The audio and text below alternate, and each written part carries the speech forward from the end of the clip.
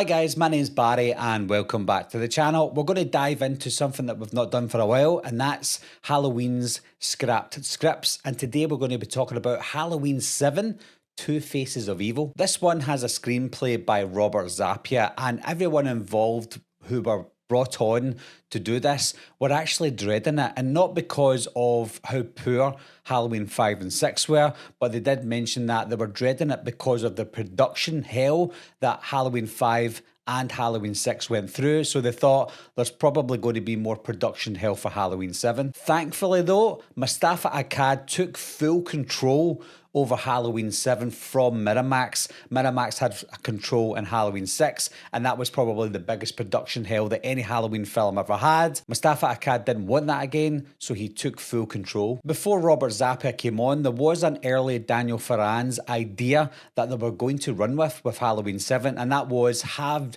Jamie Lloyd survive, come into Halloween 7, and then we would have Laurie Strode come into the movie to save Jamie Lloyd.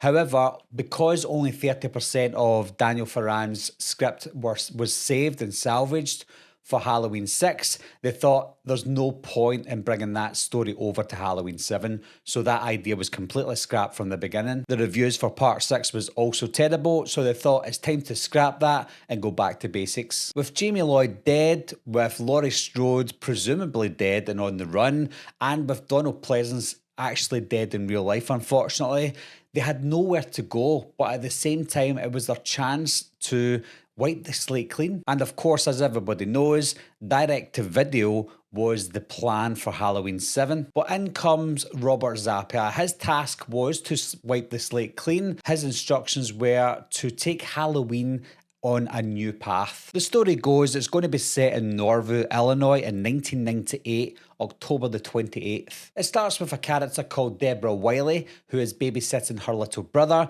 and she is murdered up the stairs. But who by? An unknown killer. Detective Richard Kincaid, not that Kincaid, is tasked to find out who the killer is. He suspects it's obviously Michael Myers, but his partner, Janet Blake, who is younger, she doesn't really think so. Michael Myers has been in Middle Rock Penitentiary for the last 3 years. When we cut to Michael Myers, he collapses in this penitentiary. He's taken to the hospital within the facility, and he wakes up, of course. He kills all the staff, and he steals a hearse, and he escapes. Michael's first stop is to go to his local drugstore, and he sees a Michael Myers costume. Obviously, people celebrate Michael Myers, of course.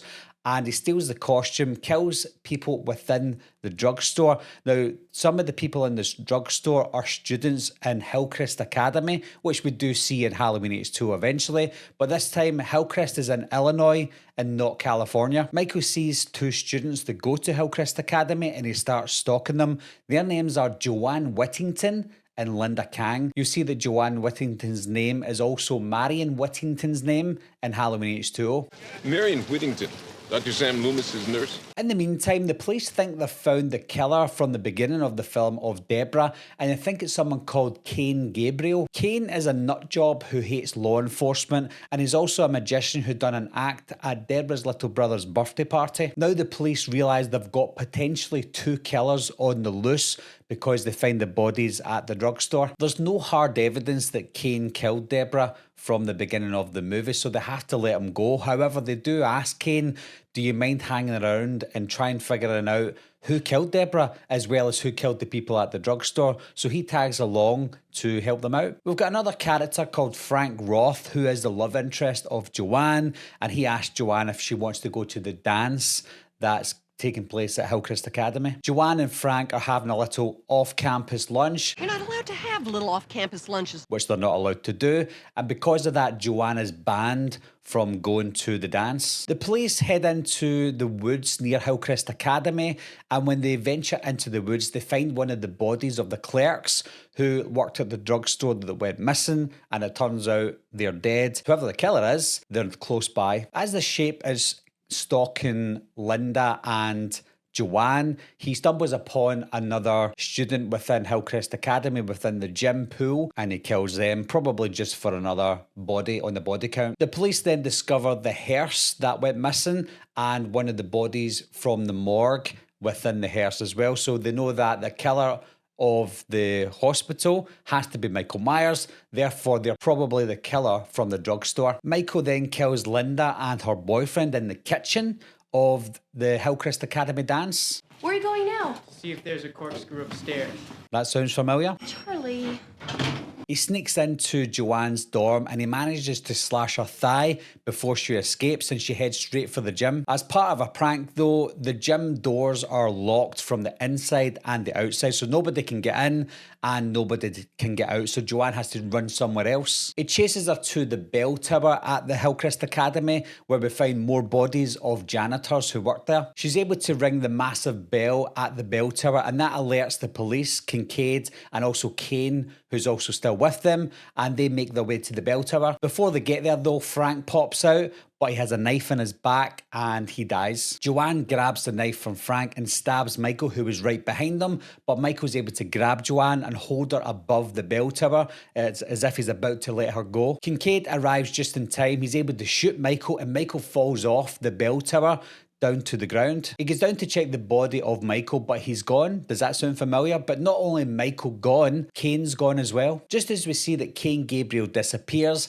Kincaid and his partner get the word that the DNA from the killing at the beginning of the film of Deborah, turns out that it was Kane that killed her at the beginning. They run into the woods after Michael because they can see him just in front of them. They start shooting him and he falls to the ground. As he's looking like he's dying, they pull the mask off, but it's not Michael Myers, it's Kane. He says to Kincaid, "Impressed yet? I made Michael Myers disappear." And just like that, Michael Myers escapes. Robert Zappia said that he tried to give the script its own story and not rely on anything else and be something unique. And that's what it certainly was, because it doesn't rely on older characters from previous films. And although it doesn't have a connection to these films, it also doesn't ignore them. It's the first time there's no Haddonfield, there's no returning protagonist characters, there's the first time it's going to be direct to video, and it's the first sequel that Michael Myers is not after a relative. Jamie Lloyd's baby is mentioned in this film, but it's laughed off that Michael Myers is after the baby because of its blood by Kane. Kane said that's just a rumour, something similar to what we hear in Halloween 2018 with Laurie and Michael supposedly being brother and sister. Similar to that, that's the way we see it here. Wasn't it her brother? No. The good thing about that then is we return to basics where Michael Myers is killing people for no apparent reason. In a sense, the story is like Halloween 2018, as well as Halloween Kills and Halloween Ends, where we've got two killers. Kincaid is meant to fill the void of Dr. Loomis because we've got no Dr. Loomis in this movie. And although he's a cop, he's got similar lines and dialogue to previous lines and dialogue from Dr. Loomis. Kincaid also deals with some files from Dr. Loomis as well, so we've got that connection between him and Loomis. He also finds some videotapes, some home videos from Michael Myers' childhood. There's nothing that they find on that is unusual, but at least we've got that connection where he's got information that Dr. Loomis also had. Janet Blake's an interesting one. She's the partner of Kincaid because she believes that Michael Myers isn't alive and killing people, and she's kind of basic in that way and level-headed. But the interesting thing about Janet is she was actually in the Halloween H20 script right up until they were just about to start filming, and then she was scrapped. Michael Myers. Yeah, right. Kane Gabriel reminds me of Corey Cunningham because he's obviously a second killer, but the difference is Kane was already a nut job and a killer at the beginning, whereas Corey, he was built up to be that killer to the very end. Using a killer to catch a killer was quite interesting. It's like Silence of the Lambs, whereas Kane is there to help the police solve a murder, but at the same time, he's also a murderer and he likes to stay 2 steps ahead. He's a free man, of course, so he doesn't need to help, but he's too obsessed with killing. He's also obsessed with Michael Myers, so he likes to stick around and play games. And as he is a fan of Michael Myers, that is the reason why he helps Michael Myers escape at the end of the script. There is an urban legend that takes place in this script. You remember when Joanne was slashed by Michael in her dorm? Well, the build up to that scene was she was lying on her bed and there's a campus dog called Lurch that she thinks is touching her hand as she's lying on the bed. And when she goes down to look to see if it's Lurch, it's not Lurch, it's Michael Myers hiding under her bed. And that's when he slashes her and she escapes the dorm room. That scene sounds fantastic, and I'd love to see something like that in a future Halloween. The gym pool played a big role in this script, and it's not the only script where this gym pool plays a big role, because it has a big role in a version of Halloween H20 that didn't make it to screen. But in this one, we've got some people that just fall into the gym pool gymnasium when people are trying to get in and out of the dance. Jeff, the boyfriend of Linda, he is killed by Michael Myers, and he's stuffed into a refrigerator in a similar fashion that Charlie in the actual eventual movie is stuffed into the dumbwaiter. When we hear about Linda, she's got that spunky comedy look to her, and it reminds me of Sarah from Halloween H20. Lights up, Charlie. No sex games till I've eaten. So when you think of it, a lot of these characters have got some of the traits that eventually make it into the final movie. Linda and Jeff dress as Frankenstein's bride and Dracula for the party. After killing Jeff, Michael takes Jeff's Dracula cape, he puts it on and pretends to be Jeff to Linda. A similar callback to Michael doing the same with Bob and Linda from the first movie. I think it actually sounds quite funny and interesting to see Michael Myers with a Dracula cape on. Michael was apprehended 3 years prior to this script, so it's linking things to what happened in Halloween 6 with Michael Myers at the end of Halloween 6, but they don't show that, so they leave it to the viewer's imagination. Michael's also more grounded in this script, where he doesn't succumb to the type of wounds that he does from Halloween 2 onwards. He's more like the Halloween 1 Michael Myers. The only thing he sustains that probably would kill someone is the fall from the bell tower, but that's a callback to the fall from the house in the original film. Michael doesn't have his costume for 2/3 of the film either, so he's walking about with no mask on, but it doesn't mention if we can see his face or not. We just have to leave that to the imagination as well. So why wasn't the film made? Well, they actually really liked Robert Zapia's script. Weinstein wanted to have a meeting with Robert, and they said the good news was they loved the script, but the bad news was they weren't moving ahead with it. In the background, Jamie Lee Curtis was secretly planning a 20th anniversary movie, and she wanted Deborah Hill and John Carpenter to return, and the plan was they were going to co-produce the film as well as write the film. John Carpenter was also going to direct the movie.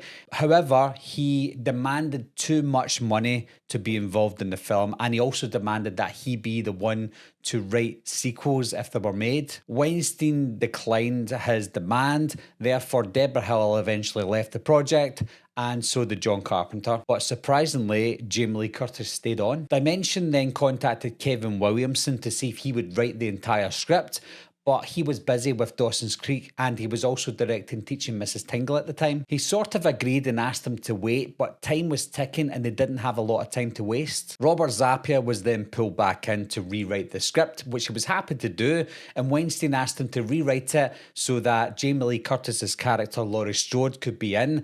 Now, for some people that would be a massive task and really annoying. However, Robert Zapia was really happy with this, and he was actually ecstatic to do it. He titled it Halloween Blood Ties. During this time, Weinstein was still trying to get Williamson on board to write the script, even though they still had Robert Zapia there.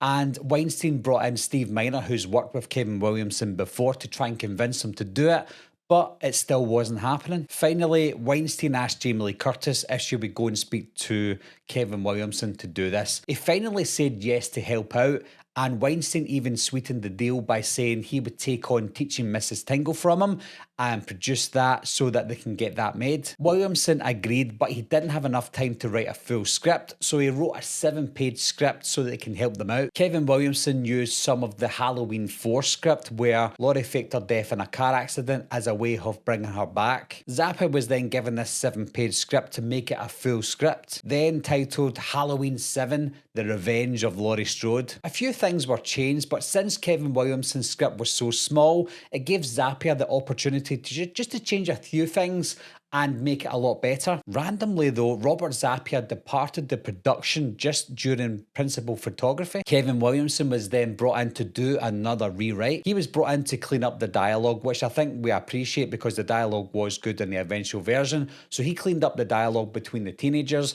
and he also added in a few other scenes, one including some interactions between Jamie Lee Curtis and Janet Leigh. Kevin Williamson removed the detective plot completely from the film. Because of this, actor Charles S. Dutton, who was a famous actor, was removed from the film completely just before they started filming it. Any detective plot that was supposed to be in the film was relegated to the very beginning of Halloween H20, as we all saw. Since the detective plot was removed from the movie, it was a very, very short script, so they had to add more to it, and that's when a third writer was brought in, Matt Greenberg. Greenberg added in the mother and daughter interaction at the rest stop. Weinstein wanted Kevin Williamson as the main writer for the film, but the Writers Guild said no, that's not going to happen because Robert Zappia wrote most of the script, so Robert Zappia's name was put front and centre. Zappia and Greenberg were also given writer's screenplay credit for the film, which I did find kind of bizarre because Greenberg didn't write as much as Kevin Williamson. Weinstein was outraged by this idea, so he gave Kevin Williamson an executive producer's credit for the film because ultimately he was involved in the movie, and of course he wants Kevin Williamson's name in Halloween H20 because of the success of Scream and I Know What You Did Last Summer. So even though Two Faces of Evil didn't make it to screen, Robert Zappia still got his script on screen eventually because his name was front and centre, and he did write most of the script for the final Halloween H20. I would say that these scrap scripts, with this one, it was more of a happy ending because the person that was originally brought in, Robert Zappia, he wasn't let go fully. He finally got his credit and he got it for the theatrical version of Halloween H20. So this one ends with a happy story. If I'm being honest, guys, I actually really like this script because it's quite modern, and if you bring in Kevin Williamson to do some of the dialogue cleanup, I think we could have got